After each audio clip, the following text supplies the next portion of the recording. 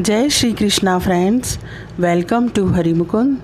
आइए आज जानते हैं कि कलयुग सर्वोत्तम क्यों है, कलयुग में शूद्र साधु कैसे है और स्त्रियां ही क्यों हैं धन्य। कलयुग समयुग आन नहीं जो नर कर विश्वास, गाई राम गुण गण बिमल भवतर बिनहि प्रयास। इसका भावार्थ है, यदि मनुष्य विश्वास करे तो कलयुग के समान दूसरा युग नहीं है, क्योंकि इस युग में श्री राम जी के निर्मल गुण समूहों को गा गा कर मनुष्य बिना ही परिश्रम संसार रूपी समुद्र से तर जाता है।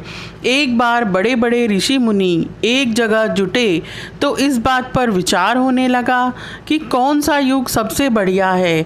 बहुतों ने कहा सतयुग, कुछ ने कहा त्रेता, तो कुछ ने कहा द्वापर श्रेष्ठ है।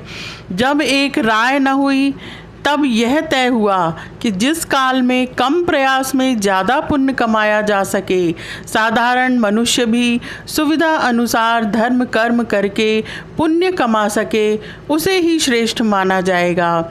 विद्वान आसानी से कभी एक मत हो ही नहीं सकते। कोई हल निकलने की बजाय विवाद और भड़क गया। सब ने कहा झगड़ते रहने से क्या फ़ायदा, व्यास जी सबसे बड़े हैं, उन्हीं से पूछ लेते हैं, वे जो कहेंगे उसे मानेंगे। सभी व्यास जी के पास चल दिए। व्यास जी उस समय गंगा में स्नान कर रहे थे। सब महर्षि के गंगा से बाहर निकलने का इंतज़ार करने लगे। व्यास जी ने भी सभी ऋषि मुनियों को तट पर जुटते देखा तो एक गहरी डुबकी ली। जब बाहर निकले तो उन्होंने एक मंत्र बोला।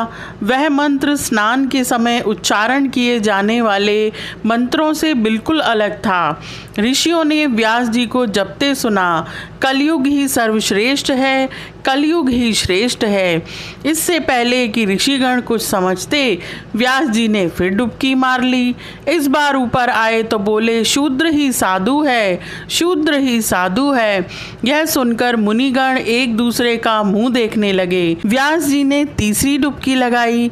इस बार निकले तो बोले स्त्री ही धन्य है स्त्री। ऋषि मुनियों को यह माजरा कुछ समझ में नहीं आया। वे समझ नहीं पा रहे थे कि व्यास जी को क्या हो गया है, यह कौन सा मंत्र और क्यों ये मंत्र पढ़ रहे हैं। व्यास जी गंगा से निकलकर सीधे अपनी कुटिया की ओर बढ़े। उन्होंने नित्य की पूजा पूरी की।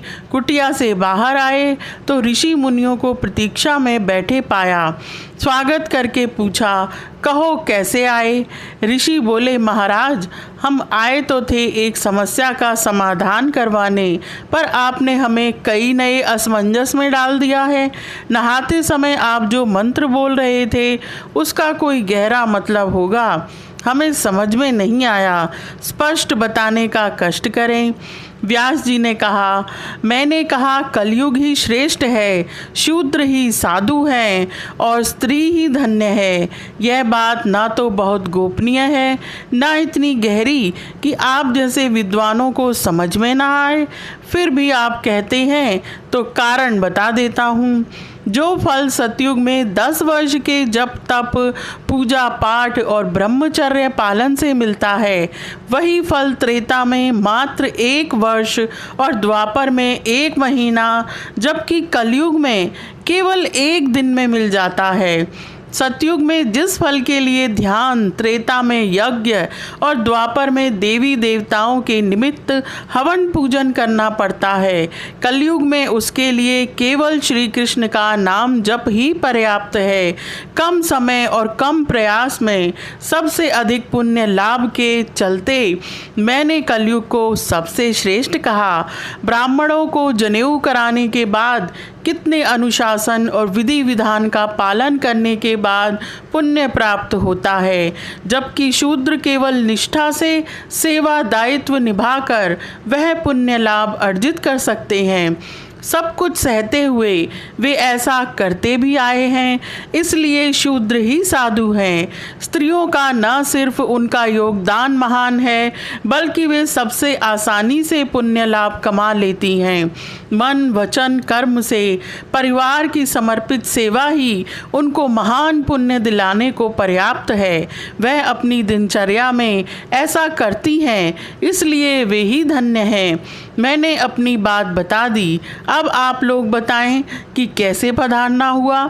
सभी ने एक सुर में कहा, हम लोग जिस काम से आए थे आपकी कृपा से पूरा हो गया। महर्षि व्यास जी ने कहा, आप लोगों को नदी तट पर देख मैंने अपने ध्यान बल से आपके मन की बात जान ली थी, इसलिए डुबकी लगाने के साथ ही जवाब भी देता गया था। सभी ने महर्षि व्यास जी की पूजा की और अपने अपने स्थान को लौट गए। आशा है आपको यह जानकारी अच्छी लगी होगी।